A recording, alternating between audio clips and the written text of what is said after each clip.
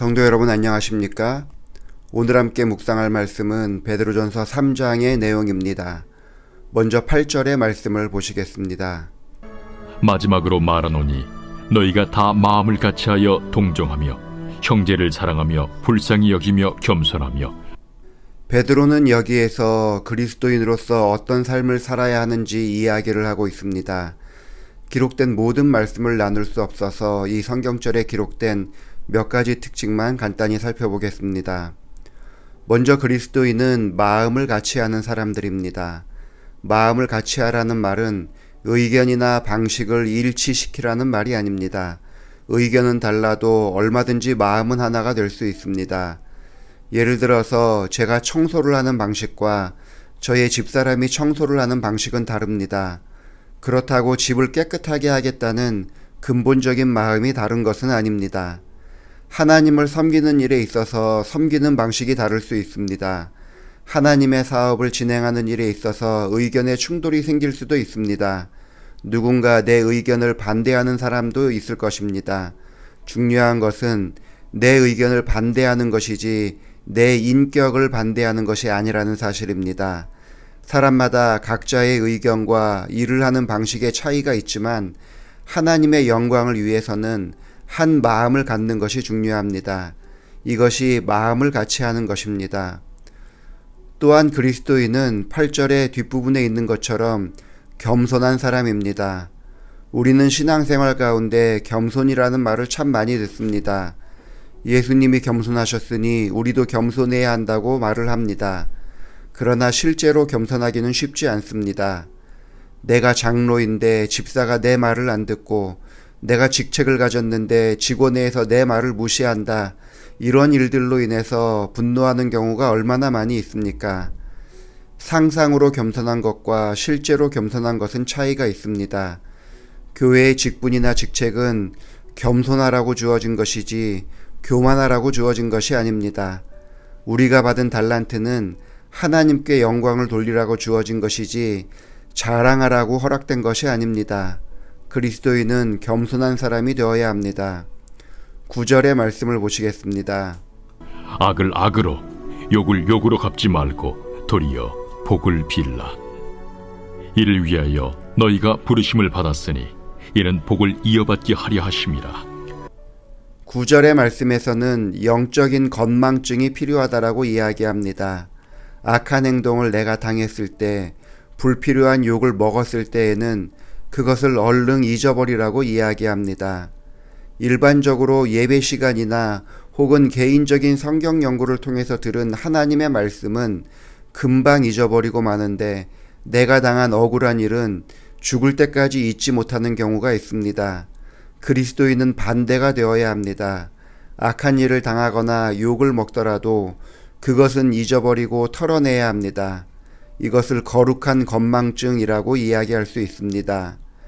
그리스도인은 오히려 그들을 위하여 복을 비는 사람이 되어야 합니다. 그렇다고 상대방을 향하여 내가 널 위해 기도해 라고 굳이 말할 필요는 없습니다.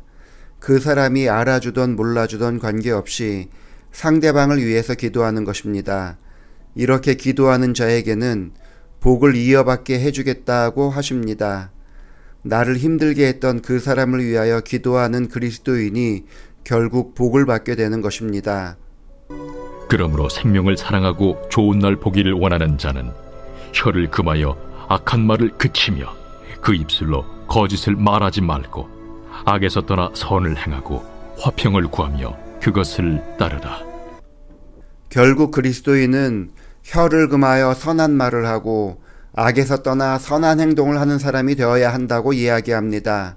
그런데 악을 떠나 선한 행동을 하는 것이라는 말이 좀 광범위하게 보일 수 있습니다. 그래서 베드로는 화평을 구하고 그것을 따르는 것이라고 그 내용을 한정하고 있습니다. 우리가 선을 행하는 세세한 목록을 작성하고 그 목록대로 살아가지는 못할 수 있습니다. 하지만 어디에 가든지 화평을 전하는 사람은 선을 행하는 의인이라고 할 수 있습니다. 12절의 말씀을 보시겠습니다. 주의 눈은 의인을 향하시고 그의 귀는 의인의 간구에 기울이시되 주의 얼굴은 악행하는 자들을 대하시느니라 하였느니라. 이 구절에서 주의 눈이 의인을 향한다라고 이야기합니다. 즉 평화를 추구하는 사람에게 하나님은 깊은 관심을 보여주시고 그런 사람의 간구를 들어주신다는 말씀입니다. 하나님은 우리에게 깊은 관심을 가지고 우리보다 우리에 대해서 더 잘 알고 계십니다. 하나님은 우리의 좌절감을 아시고 회의적인 상황에서 품고 있는 우리의 꿈도 알고 계십니다. 또한 우리의 두려움과 고통도 아십니다. 결국 그리스도인의 삶의 결말은 하나님의 인정과 하나님의 축복을 얻게 되는 것입니다. 그러므로 힘들 때마다 12절의 말씀처럼 주의 눈은 의인을 향하시고 그의 귀는 저희의 간구에 기울이신다는 말씀을 항상 기억하며 결코 절망하거나 좌절하지 않는 성도들이 되길 바라면서 말씀을 마치겠습니다. 기도하시겠습니다. 아버지 하나님, 죄의 종이었던 우리를 하나님의 선한 능력으로 구원하셔서 하나님의 자녀 삼아 주시니 감사합니다.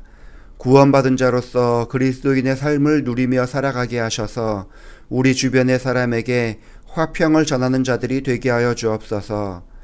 조상익 집사님 가정을 위해서 기도합니다. 조현정 집사님과 함께 하나님의 마음을 알게 하시고 주의 일꾼으로 서게 하시니 감사합니다. 집사님이 가진 달란트가 하나님의 사랑을 전하고 집사님의 삶의 흔적들이 많은 사람들을 구원으로 이끄는 일에 사용되게 하여 주옵소서. 오누와 예인이가 주의 일꾼으로 성장하게 하시며 특히 조원웅 목사님과 송황순 사모님의 열성이 열매를 맺도록 늘 건강과 안전을 책임져 주옵소서. 예수님의 이름으로 기도합니다. 아멘.